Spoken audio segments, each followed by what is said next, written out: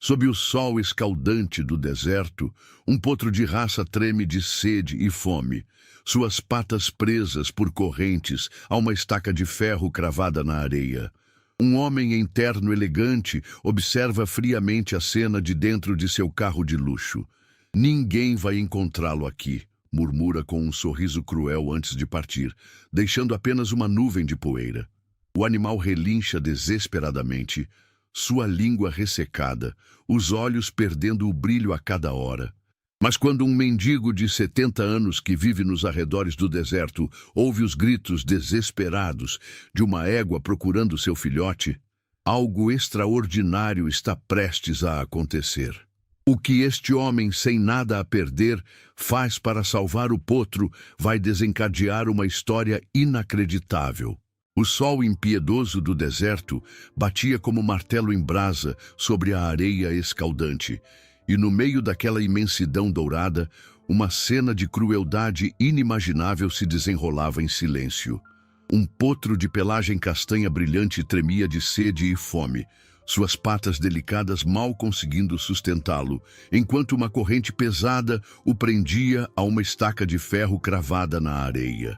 Suas costelas já despontavam sob a pele sedosa, revelando dias intermináveis de sofrimento que nenhum ser vivo deveria suportar.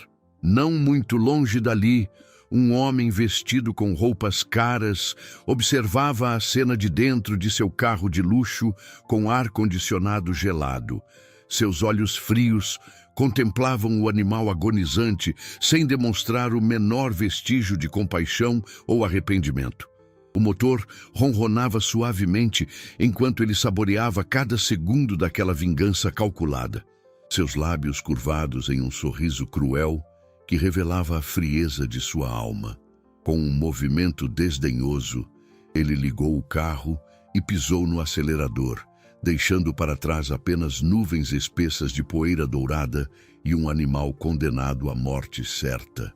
O som do motor se perdeu na vastidão do deserto, substituído apenas pelo gemido fraco do potro e pelo silêncio ensurdecedor da desolação. Aquele ato de crueldade inimaginável era apenas o começo de uma história extraordinária que se desenrolaria ao longo dos próximos 2 meses, revelando até onde pode chegar a maldade humana e, surpreendentemente, também a redenção. A região onde se passava essa tragédia era conhecida pela aridez implacável e pelas tradições ancestrais que ainda governavam a vida dos poucos habitantes. Um pequeno povoado margeava aquele deserto inclemente. Suas casas simples, construídas com adobe e madeira, resistindo bravamente aos ventos cortantes e ao calor sufocante. Era um lugar onde as hierarquias sociais ainda prevaleciam com força inquestionável, onde os ricos mandavam e os pobres obedeciam, onde a justiça muitas vezes era uma palavra vazia carregada pelo vento. Neste ambiente hostil e desafiador, vivia um homem de 70 anos que conhecia cada grão de areia, cada estrela no céu noturno do deserto. Joaquim era seu nome, embora poucos se lembrassem dele com carinho. Ex-funcionário de fazendas da região, agora sobrevivia como mendigo, dependendo de trabalhos esporádicos e da generosidade ocasional dos moradores do povoado. Seus cabelos grisalhos estavam sempre desarrumados pelo vento constante. Sua pele curtida pelo sol revelava décadas de trabalho árduo sob o céu inclemente. Mas havia algo especial naquele homem que o diferenciava de outros em situação similar. 3 traços marcantes definiam sua personalidade única. Uma dignidade inabalável que o fazia manter a cabeça erguida mesmo na adversidade mais extrema, uma compaixão natural pelos seres indefesos que o impelia a ajudar mesmo quando ele próprio não tinha absolutamente nada para oferecer, e uma sabedoria profunda adquirida através do sofrimento que lhe permitia enxergar além das aparências superficiais e compreender a verdadeira natureza das pessoas. Seu conflito interno mais doloroso era a luta constante que travava consigo mesmo, O amargor pela injustiça social que havia sofrido ao longo da vida contra a necessidade desesperada de manter sua humanidade intacta, resistindo corajosamente ao desejo de vingança que às vezes consumia seus pensamentos nas noites mais solitárias. Joaquim sabia que ceder ao ódio significaria perder a única coisa que ainda possuía verdadeiramente: sua alma.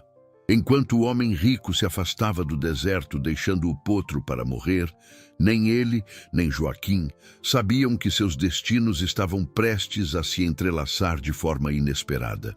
Uma égua desesperada galopava em direção ao povoado, seu relincho desesperado ecoando pela manhã que se aproximava, carregando consigo o prenúncio de uma jornada que mudaria para sempre a vida de todos os envolvidos. A manhã seguinte trouxe consigo um espetáculo que nenhum morador do pequeno povoado jamais havia presenciado. Uma égua magnífica de pelagem negra como a noite apareceu correndo pelas ruas de terra batida, seus cascos levantando pequenas nuvens de poeira enquanto relinchava desesperadamente. Seus olhos brilhavam com uma angústia profunda que tocava o coração de qualquer pessoa que os observasse. E sua agitação crescia a cada segundo que passava, sem encontrar o que procurava. O animal corria de casa em casa, parando diante de cada porta como se implorasse por ajuda. Seu comportamento era tão humano, tão cheio de emoção pura, que causava arrepios em quem assistia àquela cena tocante. A égua tentava desesperadamente guiar alguém, qualquer pessoa, para algum lugar que somente ela conhecia. Seus movimentos eram urgentes, seus relinchos cada vez mais altos e suplicantes, como se compreendesse que o tempo estava se esgotando rapidamente. Mas os moradores, pessoas simples criadas em meio às superstições ancestrais do deserto, observavam o animal com uma mistura de fascínio e terror paralisante. Sussurros nervosos começaram a se espalhar pelas ruas estreitas como fogo em palha seca. Algumas mulheres mais velhas faziam o sinal da cruz repetidamente, suas vozes trêmulas murmurando orações antigas em dialetos quase esquecidos. "É um fantasma do deserto", murmurava Dona Socorro, uma senhora de cabelos brancos que conhecia todas as lendas locais. Seus olhos arregalados fixavam-se no animal com medo genuíno enquanto ela se afastava lentamente. Minha avó sempre dizia que esses seres aparecem para atrair pessoas desavisadas para situações perigosas nas areias mortais. Quem seguir essa criatura está condenado a se perder para sempre. A figura mítica do fantasma do deserto era profundamente enraizada na cultura local.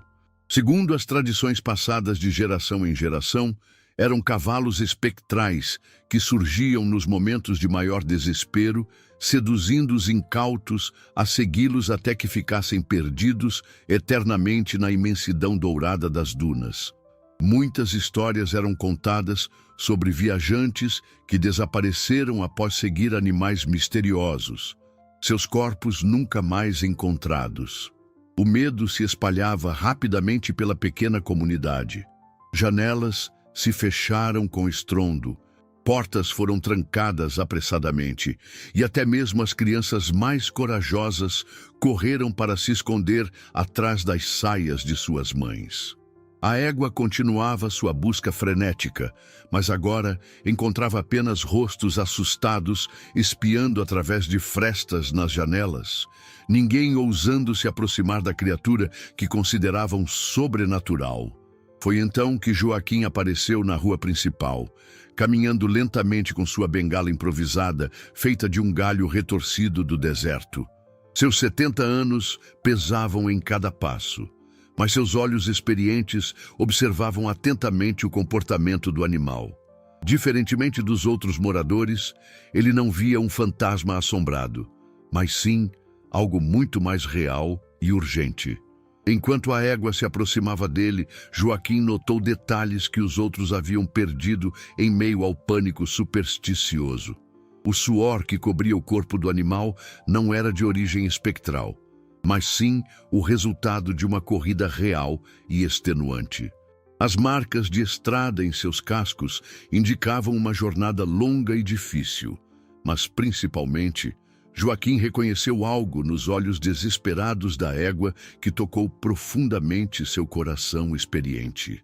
"Você é uma mãe procurando seu filhote", murmurou ele suavemente, estendendo a mão trêmula em direção ao animal. A égua parou imediatamente diante dele, suas narinas dilatadas captando seu cheiro, enquanto seus olhos pareciam implorar por compreensão. "Eu conheço esse desespero. Querida, sei exatamente o que você está sentindo." Contrariando os avisos desesperados dos vizinhos que gritavam de suas janelas para que ele se afastasse, Joaquim tomou uma decisão que mudaria tudo para sempre. Ignorando completamente os gritos desesperados dos vizinhos que o imploravam para não seguir aquela criatura amaldiçoada, Joaquim deu um passo decidido em direção à égua. Suas articulações protestaram dolorosamente com o movimento, lembrando-o cruamente de sua idade avançada e das limitações que o tempo havia imposto ao seu corpo outrora forte. Mas algo na determinação feroz daquele animal o tocou profundamente, despertando memórias enterradas de sua própria jornada de dor e perda. "Joaquim, pelo amor de Deus, não faça isso", gritou seu Antônio, o comerciante local, de sua porta entreaberta. "Você vai morrer no deserto.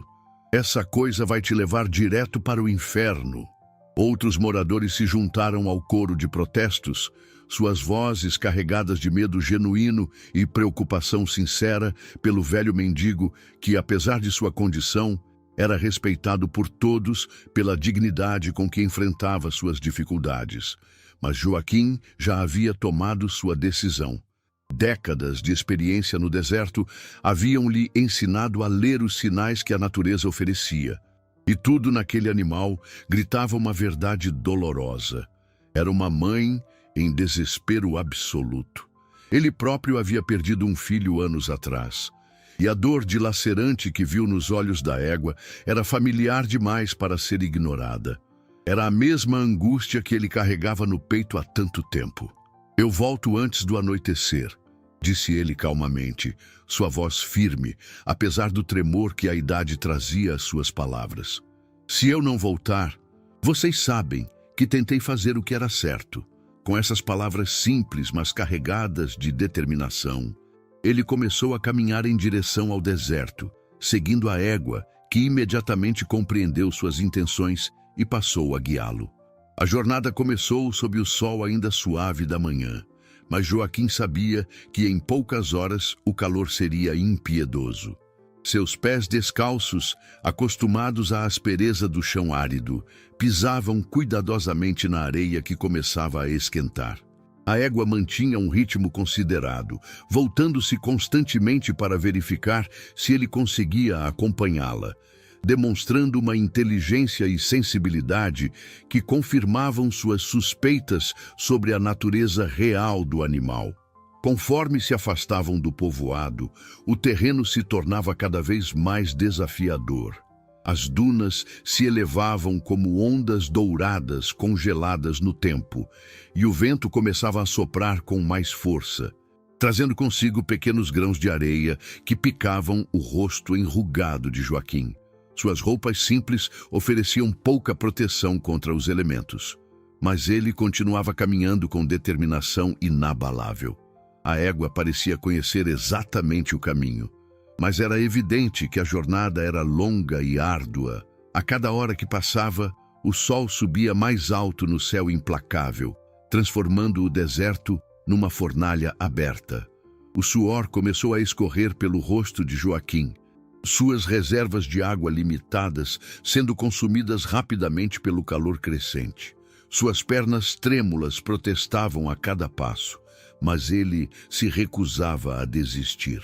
Durante uma parada para descanso à sombra escassa de uma rocha solitária, Joaquim observou mais atentamente sua guia.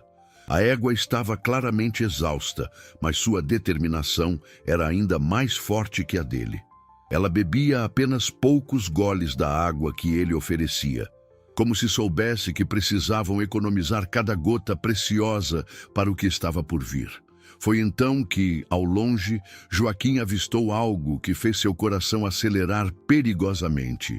Uma pequena figura escura se movia fracamente na areia, presa a algo que brilhava sob o sol escaldante. A égua relinchou alto e partiu correndo na direção daquela sombra, confirmando os piores temores do velho homem sobre o que encontrariam naquele lugar amaldiçoado. A cena que se revelou diante dos olhos de Joaquim foi mais devastadora do que qualquer pesadelo que sua mente pudesse criar. O potro jazia quase imóvel na areia escaldante, sua respiração tão fraca que mal era perceptível. A corrente pesada que o prendia à estaca de ferro havia deixado marcas dolorosas em sua pele delicada, e seus olhos, outrora brilhantes, agora estavam vidrados pelo sofrimento extremo. Era um milagre que ainda estivesse vivo após dias expostos ao sol implacável do deserto. A égua correu imediatamente para seu filhote, farejando-o desesperadamente e emitindo sons baixos e angustiantes que pareciam lamentos de uma mãe destroçada. Joaquim sentiu as lágrimas brotarem em seus olhos cansados ao testemunhar aquela reunião tocante entre mãe e filho, ambos vítimas de uma crueldade que desafiava qualquer compreensão humana. Quem havia feito aquilo era um monstro disfarçado de pessoa. Sem perder tempo precioso, Joaquim se ajoelhou ao lado do potro, suas mãos experientes examinando rapidamente o estado do animal. A desidratação era severa, a fome havia consumido suas reservas, e o calor havia queimado partes de sua pele exposta. Mas havia vida ainda pulsando naquele pequeno coração corajoso, e isso era tudo que Joaquim precisava saber para começar a luta pela salvação. Lembrando-se dos ensinamentos que havia aprendido décadas atrás, trabalhando em fazendas da região, Joaquim começou a procurar plantas específicas do deserto que sabia possuir alto teor de água. Suas mãos trêmulas, mas precisas, localizaram algumas suculentas escondidas entre as rochas. Plantas que haviam aprendido a sobreviver, guardando cada gota de umidade em suas folhas carnudas.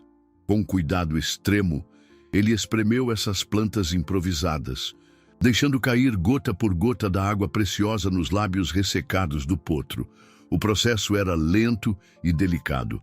Cada gota era um presente da vida, e Joaquim administrava a água com a paciência de alguém que compreende o valor sagrado de cada recurso no deserto. O potro reagiu fracamente à umidade, sua língua movendo-se levemente para captar aquela bênção inesperada. Era um sinal de esperança que fez o coração do velho homem acelerar com alegria contida. O próximo desafio era libertar o animal da corrente cruel que o prendia. Joaquim sempre carregava consigo algumas ferramentas rudimentares, restos de sua vida anterior como trabalhador, e agora elas se tornaram instrumentos de salvação. Com uma tenacidade que desafiava sua idade avançada, ele trabalhou sob o sol escaldante para soltar o mecanismo que mantinha o potro aprisionado. O metal estava queimando de tanto calor que suas mãos se feriam a cada toque, mas ele persistia com determinação inabalável. Foi durante esse processo árduo que Joaquim fez uma descoberta que o deixou perplexo.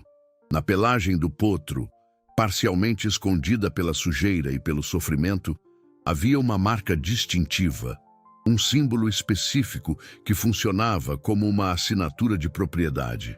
Seus olhos experientes reconheceram imediatamente aquela marca. Ela identificava o animal como propriedade do famoso criador de cavalos da região. Um homem respeitado e conhecido por tratar seus animais com carinho excepcional. Essa revelação trouxe uma onda de confusão para a mente de Joaquim. Por que um animal pertencente a um criador tão respeitável estaria abandonado para morrer no deserto? A contradição era gritante e não fazia sentido algum. Mas não havia tempo para reflexões profundas. O potro precisava de cuidados imediatos, e o sol continuava sua marcha impiedosa em direção ao zênite. Finalmente, após o que pareceram horas de trabalho extenuante, a corrente se soltou com um clique libertador que ecoou como música celestial nos ouvidos de Joaquim. O retorno ao povoado se revelou ainda mais desafiador do que a jornada de ida. Joaquim, já exausto pelo esforço de libertar o potro, agora enfrentava o desafio hercúleo de transportar um animal debilitado através da imensidão escaldante do deserto. Suas próprias forças estavam no limite. Suas pernas trêmulas mal conseguiam sustentar seu próprio peso, quanto mais ajudar a carregar o filhote que vacilava a cada passo tentativo. O potro, apesar de livre das correntes, estava tão fraco que mal conseguia se manter em pé. Seus passos eram incertos. Suas pernas bambas ameaçavam ceder a qualquer momento, e por várias vezes ele desabou na areia quente, incapaz de continuar. A cada queda, Joaquim sentia seu coração se apertar de compaixão e determinação renovada. Não havia percorrido todo aquele caminho para desistir agora, quando a salvação estava ao alcance. A égua, demonstrando uma inteligência maternal impressionante, posicionou-se do outro lado do filhote, criando uma barreira de apoio. Juntos, o velho homem e a mãe desesperada formaram uma dupla improvável, mas determinada, carregando e apoiando o potro em cada metro da jornada tortuosa. O sol continuava sua marcha implacável pelo céu, transformando o deserto numa fornalha que testava os limites da resistência humana e animal. Joaquim sentia cada gota de suor que escorria por seu rosto enrugado, cada fibra muscular de seu corpo idoso protestando contra o esforço sobre-humano que estava fazendo. Suas mãos, feridas pelo metal quente da corrente, doíam intensamente a cada movimento. Mas havia algo maior que a dor física impulsionando seus passos. A determinação férrea de salvar uma vida inocente e a compreensão profunda do desespero daquela mãe. O tempo parecia ter parado naquela imensidão dourada. Cada duna superada representava uma pequena vitória. Cada sombra de rocha se tornava um oásis temporário onde o trio podia descansar brevemente antes de continuar a luta pela sobrevivência. Joaquim racionava cuidadosamente sua água, dando prioridade ao potro, que precisava de cada gota para manter-se consciente e caminhando. Foi quando eles haviam percorrido aproximadamente metade do caminho de volta que o céu começou a mudar de forma ominosa. No horizonte, uma parede escura e ameaçadora começou a se formar, movendo-se em direção a eles com velocidade assustadora. Joaquim reconheceu imediatamente os sinais. Uma tempestade de areia estava se aproximando, e eles estavam completamente expostos no meio do deserto, sem abrigo algum à vista. "Meu Deus", murmurou ele, sua voz rouca pela secura da garganta. A tempestade de areia era um dos fenômenos mais perigosos do deserto, capaz de desorientar completamente uma pessoa em questão de minutos, fazendo-a se perder para sempre na imensidão. Muitos corpos haviam sido encontrados anos depois, mumificados pela areia e pelo calor, vítimas desses vendavais mortais. O vento começou a soprar com mais força, trazendo consigo os primeiros grãos de areia da tempestade que se aproximava. A égua relinchava nervosamente, seus instintos animais captando o perigo iminente muito antes que os sentidos humanos pudessem perceber a extensão total da ameaça. O potro, em seu estado debilitado, não teria chance alguma de sobreviver ao vendaval que estava por vir. Joaquim olhou ao redor desesperadamente, procurando qualquer tipo de abrigo ou proteção natural. Mas a paisagem oferecia apenas dunas intermináveis e rochas esparsas que não proporcionariam proteção suficiente. A parede de areia se aproximava inexoravelmente, como um tsunami terrestre pronto para engolir tudo em seu caminho. Parecia que, após todo o esforço e sacrifício, eles estavam condenados a perecer quando a salvação parecia tão próxima. A tempestade de areia atingiu o trio com uma fúria devastadora, que transformou o mundo ao redor deles numa névoa dourada e sufocante. O vento uivava como uma fera ferida, carregando milhões de grãos de areia que açoitavam seus corpos como pequenas lâminas afiadas. A visibilidade caiu para zero em questão de segundos, e Joaquim sentiu o pânico gelado subir por sua espinha ao perceber que haviam perdido completamente a orientação. O potro desabou imediatamente. Incapaz de resistir à força do vendaval em seu estado debilitado, Joaquim se jogou sobre o animal, tentando protegê-lo com seu próprio corpo frágil, enquanto a égua se posicionou estrategicamente para formar uma barreira adicional contra os elementos furiosos. A areia entrava em seus olhos, nariz e boca, dificultando cada respiração e transformando cada segundo numa luta desesperada pela sobrevivência. "Não vamos desistir agora", gritou Joaquim contra o rugido ensurdecedor do vento, suas palavras sendo imediatamente engolidas pela tempestade.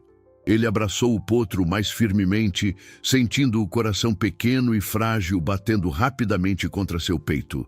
A criaturinha tremia não apenas de frio, mas também de medo, seus grandes olhos procurando desesperadamente por segurança naquele caos absoluto. Foi nesse momento de desespero total que algo extraordinário aconteceu. A égua, guiada por um instinto maternal que desafiava qualquer explicação racional, começou a se mover com determinação surpreendente através da tempestade cegante. Seus passos eram firmes e decididos, como se ela pudesse enxergar através da cortina impenetrável de areia que os envolvia. Ela relinchava baixinho, um som que parecia dizer: "Sigam-me, eu sei o caminho." Joaquim, confiando completamente naquela mãe desesperada, ergueu o potro em seus braços trêmulos e seguiu a égua cegamente através do inferno de areia. Cada passo era uma aposta na vida. Cada movimento uma demonstração de fé na sabedoria ancestral dos animais do deserto. Seus músculos gritavam de dor. Seus pulmões ardiam com a areia inalada, mas ele continuava caminhando, passo após passo doloroso. A tempestade parecia durar uma eternidade, embora provavelmente tenham sido apenas algumas horas de tormento. Quando finalmente os ventos começaram a diminuir e a visibilidade retornou gradualmente, Joaquim ficou surpreso ao descobrir que estavam muito mais próximos do povoado do que havia imaginado. A égua havia encontrado um caminho mais direto, navegando pela tempestade com uma precisão que beirava o sobrenatural. As primeiras casas do povoado emergiram da névoa dourada como miragens, tornando-se realidade. Joaquim sentiu as lágrimas de alívio misturarem-se com a areia em seu rosto enquanto caminhava pelas ruas familiares, carregando o potro que agora mostrava sinais de melhora. A égua trotava ao lado deles, sua cabeça erguida com orgulho maternal, como se soubesse que havia realizado algo verdadeiramente heróico. Os moradores, que haviam se abrigado em suas casas durante a tempestade, começaram a sair cautelosamente para verificar os danos. O que viram os deixou completamente estupefatos. Joaquim caminhando pelas ruas cobertas de areia, carregando um potro claramente debilitado, seguido por uma égua magnífica que não demonstrava mais nenhum sinal da agitação sobrenatural que havia assombrado o povoado na manhã anterior. A cena era tão tocante e poderosa que até mesmo os mais supersticiosos entre eles compreenderam imediatamente a verdade. Não havia fantasmas ou espíritos malignos envolvidos, apenas uma mãe desesperada que havia encontrado em Joaquim o único ser humano corajoso o suficiente para ajudá-la a salvar seu filho. O velho mendigo havia provado mais uma vez que a verdadeira nobreza não reside em riquezas ou posição social, mas na coragem de fazer o que é certo quando todos os outros se acovardam. A primeira semana após o resgate transformou completamente a atmosfera do pequeno povoado. Os moradores, Profundamente tocados pela cena heróica do velho Joaquim emergindo da tempestade de areia com o potro nos braços, superaram rapidamente suas superstições ancestrais e se mobilizaram numa demonstração comovente de solidariedade humana. Dona Socorro, a mesma senhora que havia alertado sobre os fantasmas do deserto, foi a primeira a oferecer sua casa como abrigo temporário para os animais.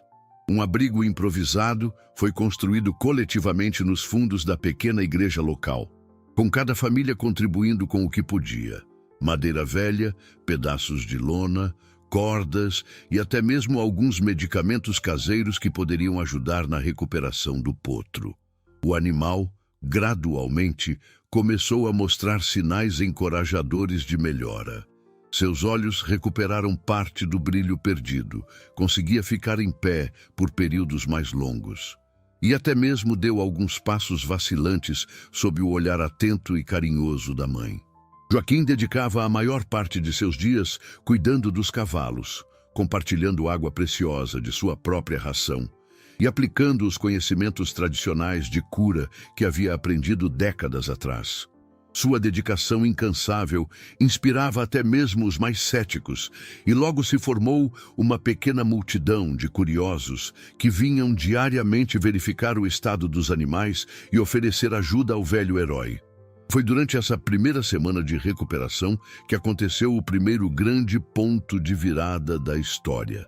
Na manhã de uma quinta-feira ensolarada, uma nuvem de poeira no horizonte anunciou a chegada de comitiva de veículos caros, que contrastavam drasticamente com a simplicidade do povoado.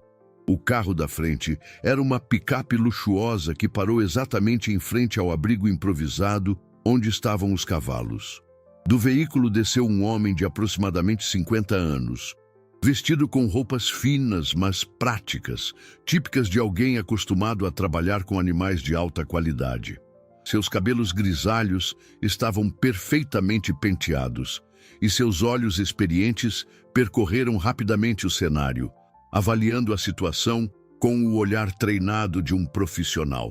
Era Eduardo Menezes, o famoso criador de cavalos da região, proprietário de uma das fazendas mais respeitadas em centenas de quilômetros ao redor. Quando Eduardo avistou a égua e o potro, sua expressão mudou completamente. Seus olhos se encheram de lágrimas de alívio e ele correu em direção aos animais como um pai reencontrando filhos perdidos. "Estrela, meu menino!" exclamou ele, abraçando cuidadosamente o potro, que, apesar de ainda fraco, demonstrou reconhecer imediatamente seu dono verdadeiro. A égua relinchou suavemente, como se estivesse contando toda a história de sofrimento e salvação pela qual haviam passado. Mas a verdadeira surpresa veio quando Eduardo se virou para agradecer aos moradores e seus olhos encontraram o rosto de Joaquim. Por um longo momento, ambos os homens se fitaram em silêncio, as décadas parecendo desaparecer diante de uma lembrança compartilhada que remontava ao passado distante. Lentamente, um sorriso de reconhecimento e respeito se formou no rosto do criador de cavalos. "Joaquim Silva", disse Eduardo com uma voz carregada de emoção genuína. "Eu deveria ter imaginado. Quando me disseram que um velho corajoso havia salvado meus cavalos, deveria ter sabido que só poderia ser você." Ele se aproximou e estendeu a mão com reverência. "Você foi o melhor funcionário que já tive em qualquer fazenda. Um homem de caráter exemplar que sempre tratou os animais como se fossem seus próprios filhos." A revelação de que Joaquim havia trabalhado para Eduardo décadas atrás deixou todos os presentes surpresos, mas explicava perfeitamente por que o velho mendigo possuía conhecimentos tão profundos sobre o cuidado com cavalos e por que havia arriscado a própria vida para salvar animais em perigo. A reunião entre Eduardo e Joaquim desencadeou uma avalanche de memórias que haviam permanecido enterradas por décadas. Enquanto os moradores observavam com curiosidade crescente, os dois homens conversaram longamente sobre os tempos em que trabalharam juntos, quando Joaquim era considerado o melhor tratador de cavalos em toda a região. Eduardo relembrava com admiração como o jovem Joaquim possuía um dom natural para compreender os animais. Uma conexão quase mística que permitia curar feridas que outros consideravam impossíveis. "Você se lembra da égua Tempestade?" perguntou Eduardo, seus olhos brilhando com a lembrança. Todos os veterinários disseram que ela nunca mais caminharia depois daquele acidente. "Mas você passou 3 meses cuidando dela, dormindo no estábulo, alimentando-a na mão. Quando ela voltou a galopar, eu soube que havia testemunhado um milagre." Joaquim sorriu timidamente, suas mãos calejadas acariciando suavemente o focinho do potro que agora descansava em seu colo. A história pessoal de Joaquim foi se revelando aos poucos para os moradores fascinados. Décadas atrás, ele havia sido forçado a deixar seu trabalho na fazenda após uma série de eventos trágicos. A morte de sua esposa em um acidente, a perda de seu único filho por doença e, posteriormente, uma lesão nas costas que limitou sua capacidade física para o trabalho pesado. Orgulhoso demais para aceitar caridade, ele havia partido em busca de uma nova vida, eventualmente chegando àquele pequeno povoado onde viveu em dignidade silenciosa. Eduardo, tocado profundamente pela história e pelo heroísmo recente de seu antigo funcionário, ofereceu imediatamente uma generosa recompensa em dinheiro pelo resgate de seus preciosos cavalos. Sua gratidão era genuína e a quantia oferecida seria suficiente para transformar completamente a vida de Joaquim, proporcionando-lhe conforto e segurança nos anos que lhe restavam. Mas a resposta do velho homem surpreendeu a todos os presentes. "Senhor Eduardo", disse Joaquim com sua dignidade característica, "eu não salvei seus cavalos esperando recompensa. Fiz o que qualquer pessoa decente faria ao ver o sofrimento de criaturas inocentes. Não posso aceitar dinheiro por fazer simplesmente o que era certo." Sua recusa foi tão firme quanto respeitosa, demonstrando uma integridade moral que deixou Eduardo ainda mais impressionado. Após alguns momentos de reflexão, Joaquim fez um pedido modesto que tocou profundamente o coração do Criador. "Se o Senhor realmente quer me dar algo em troca, eu gostaria apenas da permissão para visitar seus cavalos ocasionalmente. Sinto falta da companhia desses animais nobres e acredito que eles também se beneficiariam com a minha presença." Eduardo não apenas concordou imediatamente, mas também ofereceu um pequeno trabalho de meio período na fazenda, respeitando as limitações físicas de Joaquim.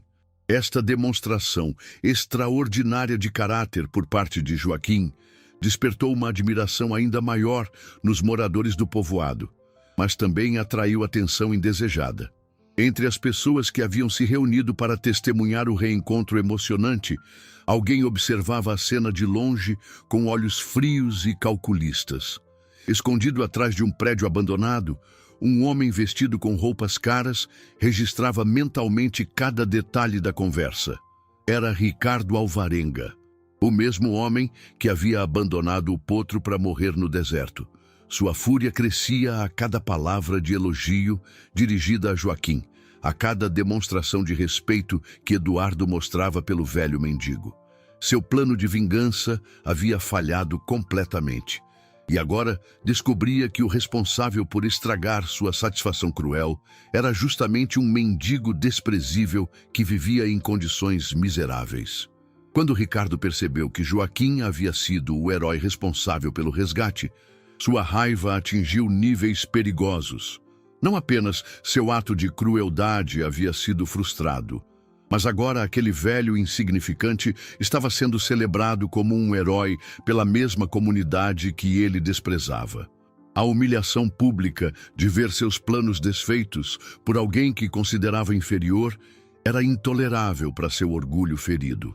Durante a segunda semana após o resgate heróico, Algo extraordinário começou a acontecer no pequeno povoado que havia permanecido esquecido pelo mundo por tantas décadas. A notícia da salvação milagrosa dos cavalos se espalhou como fogo em palha seca através das comunidades vizinhas, levada por viajantes, comerciantes e até mesmo pelos próprios moradores que agora contavam a história com orgulho genuíno em suas visitas a outras cidades. O que começou como curiosidade casual, logo se transformou em algo muito maior.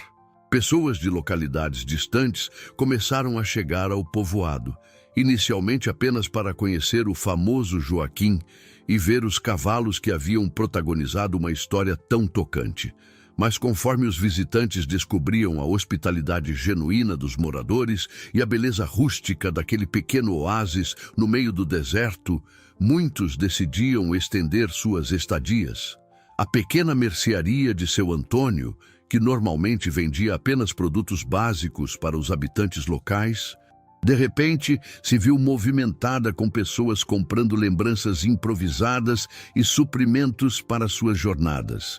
Dona Socorro começou a preparar refeições caseiras para os visitantes, sua comida simples, mas saborosa, conquistando elogios entusiasmados de pessoas acostumadas aos luxos das grandes cidades. Para Joaquim, essa nova realidade era simultaneamente gratificante e desconcertante. Homem simples que sempre havia valorizado sua privacidade, ele agora se encontrava no centro das atenções, com pessoas querendo ouvir repetidamente a história de como havia salvado os cavalos na tempestade de areia. Apesar do desconforto inicial, ele gradualmente começou a apreciar a oportunidade de compartilhar suas experiências e sabedoria acumulada ao longo de 7 décadas de vida. Mas nem todos estavam satisfeitos com essa transformação repentina. Ricardo Alvarenga observava o crescimento da popularidade do povoado com uma mistura tóxica de inveja e raiva crescentes. Para ele, ver aquele lugar miserável prosperar graças às ações de um mendigo era uma afronta pessoal insuportável. Sua mente calculista começou a tramar formas de reverter aquela situação que considerava uma injustiça cósmica. Durante suas investigações discretas sobre o passado de Joaquim, Ricardo fez uma descoberta que considerou uma oportunidade dourada para sua vingança. O terreno onde estava construído o barraco humilde, onde Joaquim morava há mais de uma década, pertencia legalmente a uma antiga corporação que havia falido anos atrás. Os direitos sobre aquela propriedade nunca haviam sido formalmente transferidos, criando uma lacuna legal que poderia ser explorada por alguém com recursos financeiros suficientes. Movido por uma determinação cruel, Ricardo começou secretamente o processo de compra desses direitos através de intermediários, garantindo que ninguém descobrisse sua identidade real durante as negociações. Seu plano era simples, mas devastador: adquirir legalmente a propriedade onde Joaquim vivia e depois expulsá-lo, destruindo assim a fonte de sua tranquilidade e forçando-o a abandonar o povoado que tanto admirava. O processo legal foi acelerado através de subornos estratégicos e pressão política exercida por meio de suas conexões influentes. Ricardo sabia que, uma vez de posse dos documentos legais, poderia agir rapidamente antes que qualquer resistência organizada pudesse se formar. Sua frieza calculista o permitia planejar cada movimento com precisão cirúrgica, antecipando possíveis obstáculos e preparando contramedidas. Enquanto isso, completamente alheio às maquinações sinistras que se desenrolavam nas sombras, Joaquim continuava sua rotina simples, mas satisfatória, dividindo seu tempo entre cuidar dos cavalos na fazenda de Eduardo e ajudar os moradores do povoado a receber os visitantes. Sua alegria genuína em ver a comunidade prosperar o impedia de perceber os sinais ominosos de tempestade que se aproximava. Em breve, Descobriria que fazer o bem nem sempre protege uma pessoa das consequências da maldade alheia. A terceira semana trouxe consigo uma mudança sombria na atmosfera antes esperançosa do povoado. Na manhã de uma segunda-feira cinzenta, 2 homens vestidos com ternos formais chegaram em um carro oficial, carregando pastas de couro e expressões sérias que contrastavam drasticamente com a alegria simples que havia tomado conta da comunidade. Eles procuraram diretamente pela modesta casa onde Joaquim vivia há mais de uma década. O documento que apresentaram era legalmente impecável, redigido em linguagem jurídica complexa que poucos no povoado conseguiam compreender completamente. Em termos simples, informava que o terreno onde estava construído o barraco de Joaquim havia sido legalmente adquirido por uma empresa de desenvolvimento imobiliário, David Ashiro Pepiciton, e que ele tinha exatamente 30 dias para desocupar a propriedade voluntariamente ou enfrentar um processo de despejo forçado. A notícia se espalhou pelo povoado como um incêndio devastador. Os moradores, que haviam aprendido a admirar e respeitar Joaquim não apenas por seu heroísmo recente, mas também por sua dignidade inabalável durante todos os anos em que conviveram com ele, ficaram indignados com aquela injustiça flagrante. Como era possível que alguém pudesse simplesmente aparecer e reivindicar a terra onde um homem havia construído sua vida modesta, mas honesta? Dona Socorro foi a primeira a se manifestar publicamente contra a decisão. Joaquim mora aqui há mais tempo do que alguns de nós, declarou ela em voz alta na praça central, suas palavras carregadas de indignação genuína. Ele cuidou dessa terra, a respeitou, e agora que finalmente está recebendo o reconhecimento que merece, querem tirá-lo daqui? Isso é uma covardia inaceitável. Seu Antônio, normalmente um homem cauteloso em questões que poderiam trazer problemas, desta vez se juntou ao coro de protestos. Esse homem arriscou a própria vida para salvar 2 cavalos no deserto, disse ele, batendo o punho no balcão de sua mercearia. Se há justiça neste mundo, ela deveria proteger pessoas como Joaquim, não permitir que sejam perseguidas por interesses mesquinhos de gente rica. A resistência da comunidade surpreendeu até mesmo o próprio Joaquim, que havia passado tantos anos acostumado a enfrentar as dificuldades da vida sozinho. Ver aquelas pessoas simples, que tinham suas próprias preocupações e limitações, se unirem em sua defesa o emocionou profundamente. Lágrimas silenciosas escorreram por seu rosto enrugado, enquanto observava vizinhos que ele considerava apenas conhecidos casuais, se transformarem em defensores leais de sua causa. A mobilização espontânea dos moradores tomou forma rapidamente. Uma petição foi organizada, colhendo assinaturas não apenas dos residentes locais, mas também dos visitantes que continuavam chegando ao povoado, atraídos pela história dos cavalos salvos. Muitos desses visitantes, tocados pela injustiça da situação, ofereceram apoio financeiro para ajudar Joaquim a contratar um advogado ou encontrar alternativas legais. Eduardo Menezes, quando soube da situação através de Joaquim, ficou furioso. Isso é inadmissível, declarou ele categoricamente. Vou descobrir quem está por trás dessa perseguição covarde e fazer tudo ao meu alcance para impedi-la.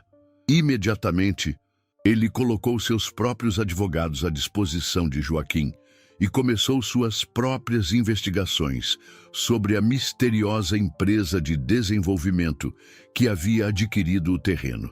Mas Ricardo Alvarenga havia planejado cada movimento com cuidado meticuloso. Usando intermediários e empresas de fachada, ele conseguiu manter sua identidade completamente oculta durante todo o processo de aquisição. Quando Eduardo tentou descobrir quem realmente estava por trás da compra, encontrou apenas uma série de entidades corporativas que levavam a becos sem saída burocráticos. Conforme os dias passavam e o prazo de 30 dias se aproximava inexoravelmente, a tensão no povoado crescia de forma palpável. Os moradores se revezavam fazendo vigília na casa de Joaquim, demonstrando simbolicamente que não permitiriam que ele fosse removido sem resistência. A atmosfera de celebração, que havia dominado as semanas anteriores, foi substituída por uma determinação sombria, mas resoluta.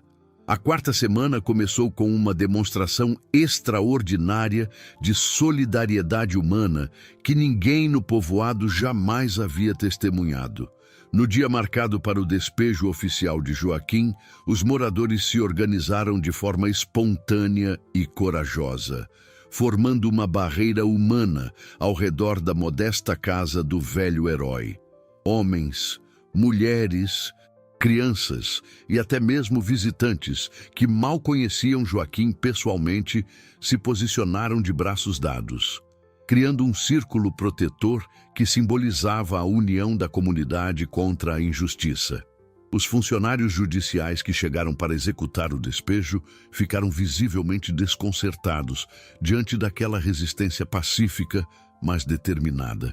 Nunca haviam enfrentado uma situação em que uma comunidade inteira se mobilizasse para proteger um de seus membros de forma tão organizada e emotiva.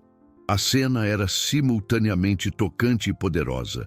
Dezenas de pessoas simples, unidas por um senso comum de justiça, desafiando pacificamente o sistema legal que parecia favorecer apenas aqueles com recursos financeiros. "Não permitiremos que levem nosso Joaquim", declarou Dona Socorro com uma firmeza que surpreendeu até ela mesma.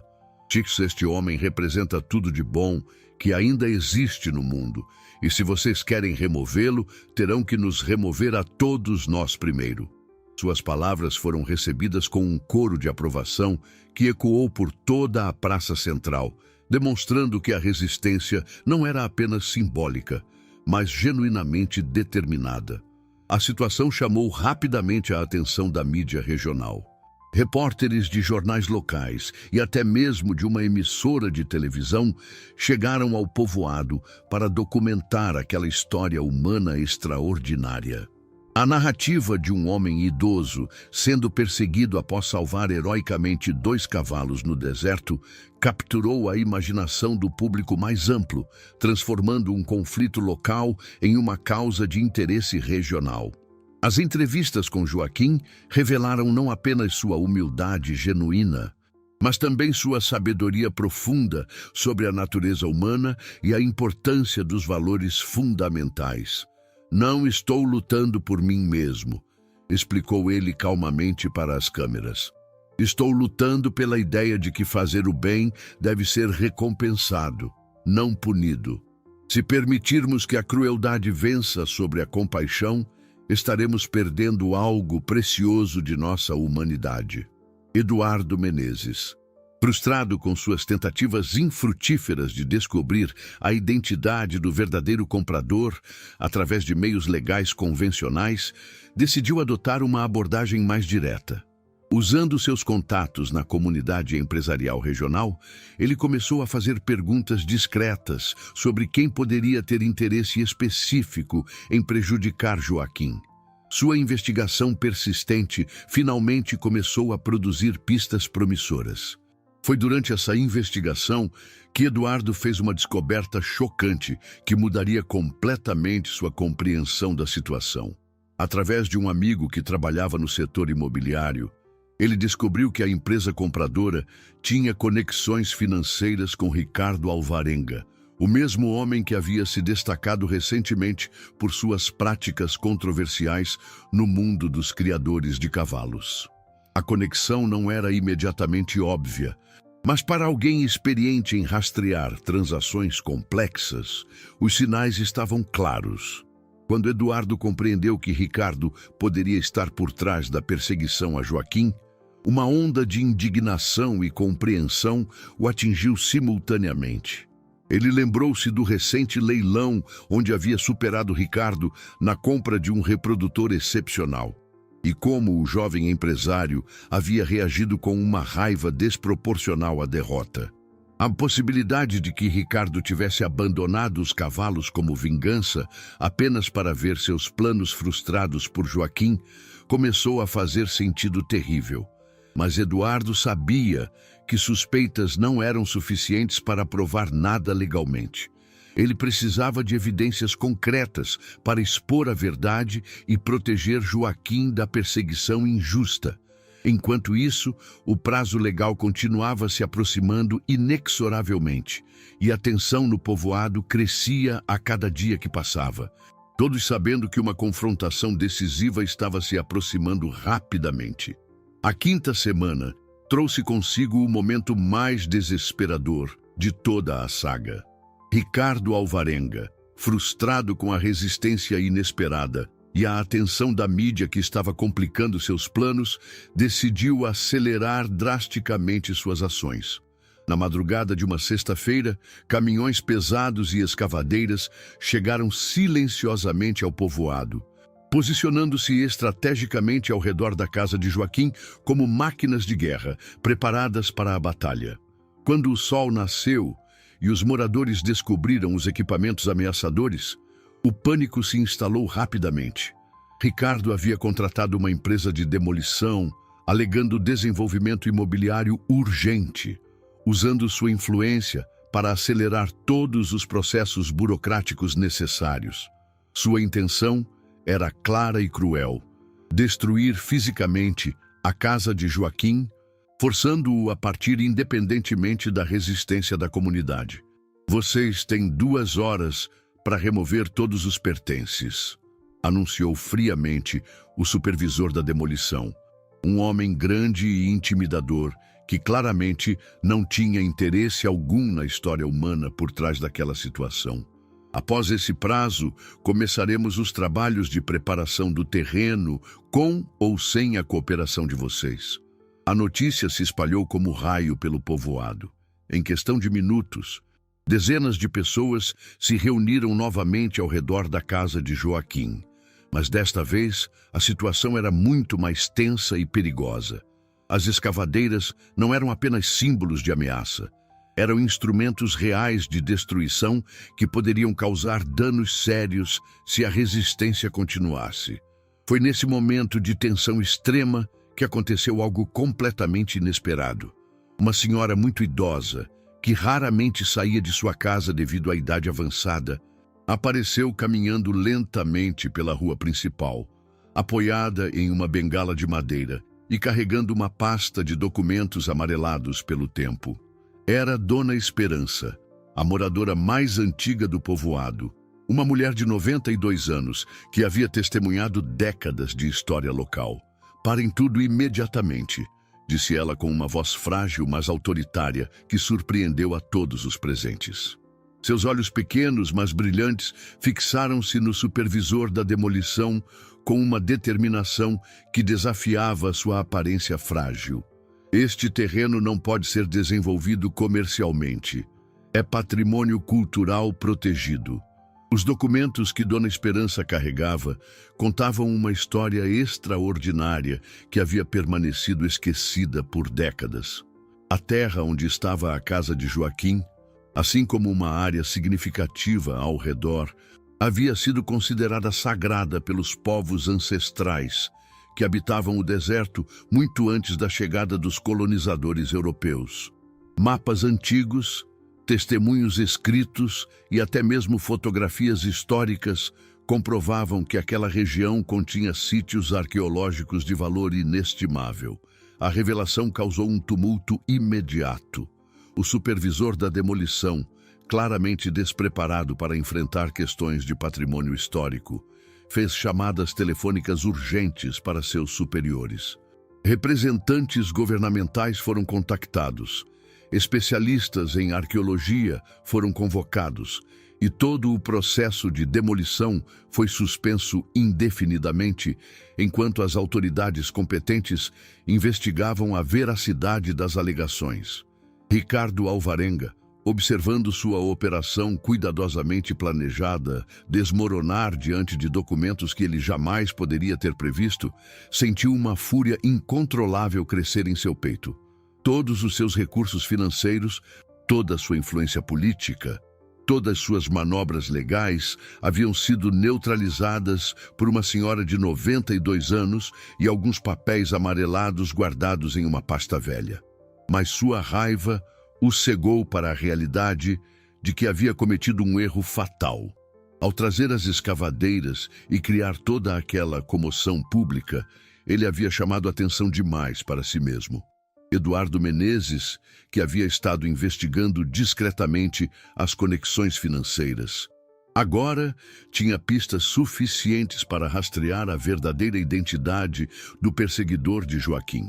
A teia de mentiras e intermediários que Ricardo havia construído cuidadosamente estava começando a se desfazer rapidamente. A batalha judicial que se seguiu à descoberta dos documentos históricos transformou o pequeno povoado no centro de uma disputa legal complexa que atraiu a atenção nacional. Especialistas em arqueologia confirmaram rapidamente a autenticidade dos sítios ancestrais. Mas Ricardo, usando sua vasta rede de advogados caros e conexões políticas, conseguiu questionar tecnicamente a validade dos documentos apresentados por Dona Esperança, alegando que não seguiam os protocolos legais modernos de preservação patrimonial. Durante uma audiência crucial no Tribunal Regional, Joaquim foi chamado para testemunhar sobre sua conexão com a terra e sua importância para a comunidade local. Apesar de sua saúde frágil e da pressão intimidadora do ambiente jurídico formal, ele falou com uma eloquência simples, mas poderosa, sobre como aquele lugar representava não apenas sua casa, mas também um símbolo da possibilidade de uma vida digna mesmo nas circunstâncias mais humildes. Foi durante essa audiência tensa que aconteceu o momento decisivo que mudaria tudo para sempre. Eduardo havia trazido consigo os 2 cavalos salvos por Joaquim, esperando que sua presença pudesse sensibilizar o juiz sobre o caráter heróico do velho homem. Quando o potro, agora completamente recuperado, mas ainda jovem, foi conduzido para o pátio do tribunal, algo extraordinário aconteceu. Ricardo Alvarenga estava presente na audiência, observando os procedimentos de uma sessão reservada para o público.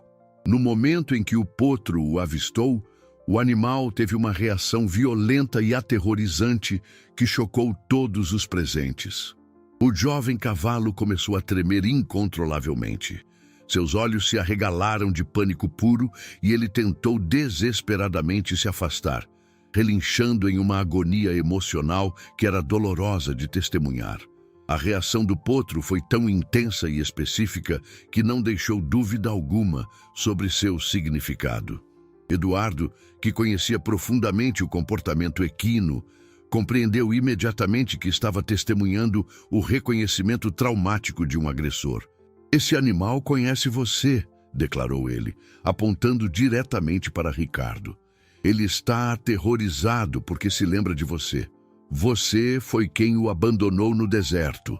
Confrontado publicamente diante de dezenas de testemunhas, jornalistas e autoridades judiciais, Ricardo finalmente perdeu o controle que havia mantido cuidadosamente durante todos aqueles meses de manipulação. Sua máscara de frieza calculista desabou completamente, revelando a fúria e o desespero que haviam motivado todas suas ações cruéis. "Sim, fui eu", gritou ele, sua voz carregada de uma amargura que havia crescido durante anos. "E faria tudo de novo." Mas então, em um momento de vulnerabilidade inesperada que surpreendeu até ele mesmo, Ricardo revelou a verdade mais profunda e dolorosa por trás de suas ações. "Vocês não compreendem", disse ele, sua voz quebrando pela primeira vez. "E Eduardo era mais do que meu mentor no mundo dos cavalos. Ele era meu pai biológico, embora nunca tenha me reconhecido oficialmente. Passei a vida inteira tentando provar que era digno de sua aprovação, mas ele sempre me rejeitou.